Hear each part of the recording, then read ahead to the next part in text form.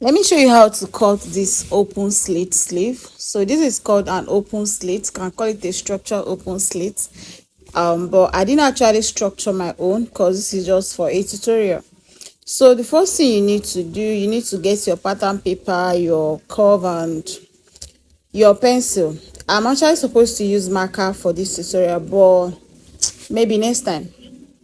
So the first thing I'm going to do is I'm going to draft out my basic sleeve. I would have used already drafted basic sleeve, but I just want to show you people basic sleeve from beginning. So listen.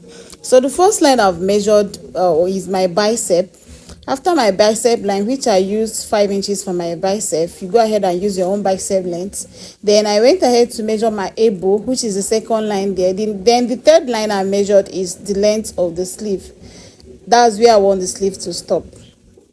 So after that, I'm going to mark my grain line. I'm going to get the middle of the line, the center of the line. Now, how do you get the center of this your sleeve line?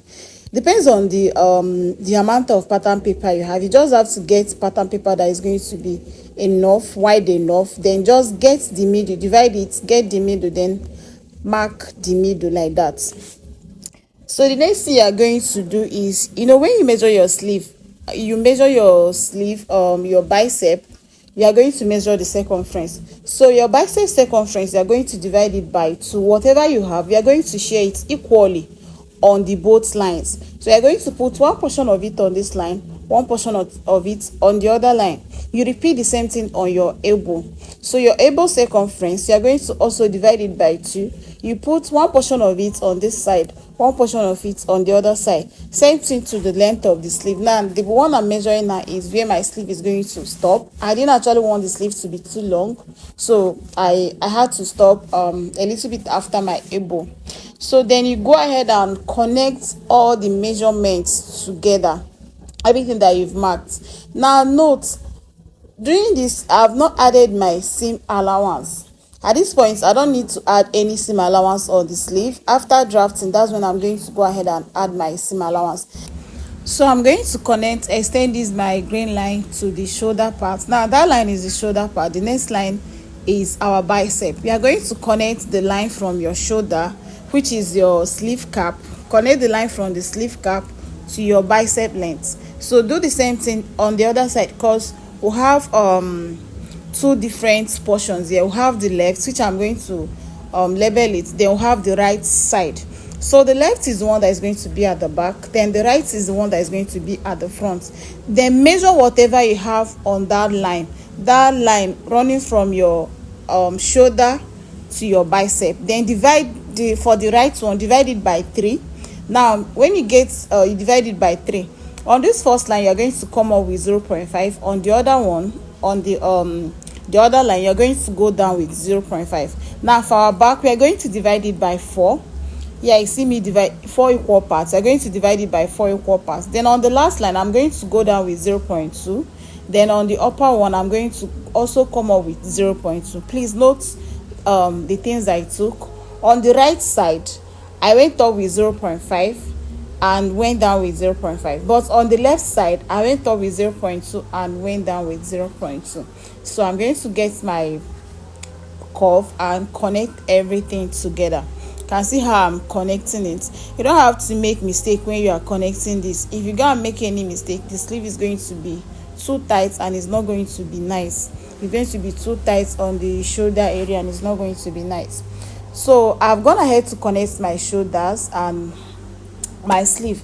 At this point, you can go ahead and add your seam allowance. I usually use 1 inch seam allowance for my sleeve. That means I'll add 1 inch seam allowance on the right side, 1 inch seam allowance on the left side. From the down, I'm not going to add any allowance on the shoulder part again, on the sleeve cap. So I didn't add allowance to my own because I'll still use this pattern for another thing. So I'm going to transfer this pattern to another pattern paper. You can see what I'm doing. This pattern that I've drafted, I'm going to transfer it to another pattern paper. So I've gone ahead to just fold it out, because you need to fold it at this point. So now you can see me adding my seam allowance. Yeah, I'm adding my seam allowance on the side. I added just 1 inch seam allowance. So after the adding your seam allowance, then on the upper parts on your sleeve cap, you can go ahead and add extra 0.5 inches for your stitching allowance. You can do that. Then you now determine how high you want the slit to be. If you want your own to be very high, you can go ahead and measure as much as you want. Then another thing you have to determine is the length of the slits, the amount you want to cut open, the amount you want to leave open. Now I've gone ahead to measure my own, and you can go ahead and determine whatever you want to do on your own. Then you are going to connect it from your sleeve cap to where this new sleeve cap is going to stop. You can see how I made my own connection. Note, if you want your own to be bigger than my own, cause my own is very small, if you want your own to be bigger than my own, you can go ahead and extend it. And if you want your own slit to be wider than my own, you can go ahead and do that. Then you connect everything together. Please don't forget this part that you cut open, don't forget to add at least ½ inch seam allowance so that you can use it to stitch it back, because you need allowance to stitch it back. So after doing that, go ahead and get your fabric. I've already interfaced my fabric before cutting. Now I'm using two different fabrics. I'm using two different colors, sorry, the same fabric but two different colors. You can see I had to stay one because this is a crepe fabric.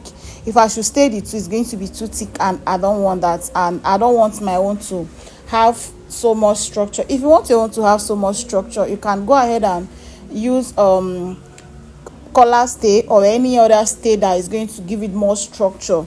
So but I don't want mine to have structure like that. Then you are going to go ahead and stitch. Now what's the part I'm going to stitch? I'm not going to show all the sewing, but I'm going to show you the important parts. Now the parts that you cut open, you are going to stitch it back and stop at that your slit opening point. You know, you have to notch where you want the slit to start and where you want it to stop.